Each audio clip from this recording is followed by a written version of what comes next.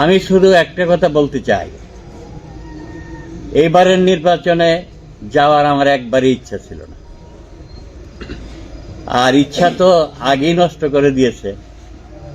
মিথ্যা মামলা দিয়ে আমাকে এলাকা থেকে তাড়ানো হয়েছে। জনগণের সাথে যাতে সম্পর্ক না থাকে আমার, এই জন্য মিথ্যা মামলা দিয়ে আমাকে তাড়ানো হয়েছে এলাকা থেকে। কাজে আমারও ইচ্ছা ছিল না। তখন একটা ভরসা ছিল যে বিএনপির তরুণ নেতৃবৃন্দ সরাইল আশুগঞ্জ এলাকা এরা একত্রিত হয়ে শুধু একটা কথা বলতো যে আমাদের মধ্যে যাকে খুশি মনোনয়ন দেওয়া হোক, বাইরের কোনো প্রার্থীকে আমরা গ্রহণ করব না। এরা যখন এই কথা বলতো তখন আমি মনে একটা সাহস পাইতাম, বলে আর যাই হোক প্রার্থী তো আমার সরাইল আশুগঞ্জেরই হবে, বা সরাইল আশুগঞ্জেরই হবে, কাজে আমারই লোকজন হবে। আপাতত শত্রুতা এরা করলেও ভবিষ্যতে এদের সাথে শত্রুতা থাকবে না, আমরা তো আমাদের এলাকার এমপি পাবো। কিন্তু বাস্তবে দেখা গেল যে এদের কেউ আর নমিনেশন পেল না। আমি আল্লাহকে হাজির নাজির জেনে বলছি, এরা যদি নমিনেশন পেত আমি নির্বাচনে যেতাম। সরাইল একটা বিপ্লবী জনপদ, ঐতিহাসিক জনপদ। এই সরাইলে জন্ম নিয়েছে বাংলার 12 ভূঁইয়ার অন্যতম মুঘল সেনাপতি মান সিংকে যে হারিয়েছিল সেই বিপ্লবী বীর ইশাখার জন্ম সরাইল।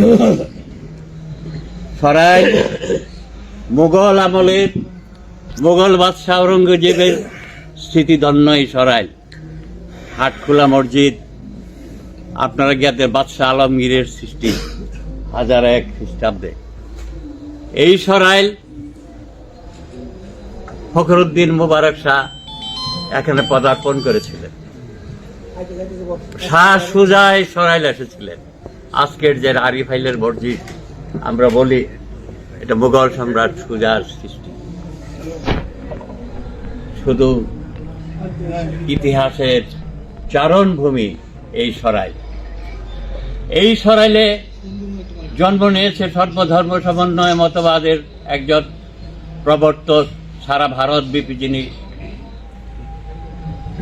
পূজিত মহারাজ আনন্দস্বামী, ব্রিটিশ বিরোধী আন্দোলনের মহানায়ক বিপ্লবী বীর উল্লাসকর দত্ত সহ অসংখ্য বিপ্লবীর জন্ম এই সরাইল।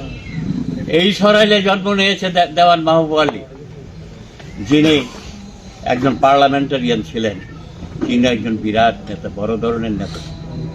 এই সরাইলে জন্ম নিয়েছেন দেওয়ান মুস্তফা আলী, যিনি বঙ্গীয় পরিষদের সদস্য ছিলেন। যুগে যুগে এই সরাইল ঐতিহাসিক। অথচ অত্যন্ত পরিতাপের বিষয়, এই সরাইলে কোনো প্রতিনিধি থাকবে না, এই সরাইলে কোনো অভিভাবক থাকবে না, এই সরাইলকে সরাইলের মানুষকে আগলে রাখার মতো কোনো প্রতিনিধি থাকবে না, কোনো অভিভাবক থাকবে না। এই আশুগঞ্জ আশুগঞ্জ সম্পর্কে কি বলবো? বর্তমানে উন্নয়নের মহাতীর্থ এই আশুগঞ্জ।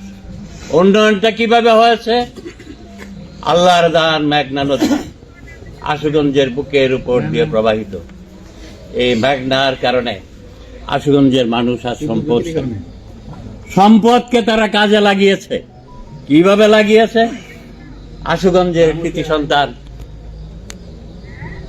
জলিল হাজি আব্দুল জলিল হাই স্কুল প্রতিষ্ঠা করেছেন, আশুগঞ্জের মানুষের শিক্ষা বিস্তার করেছেন।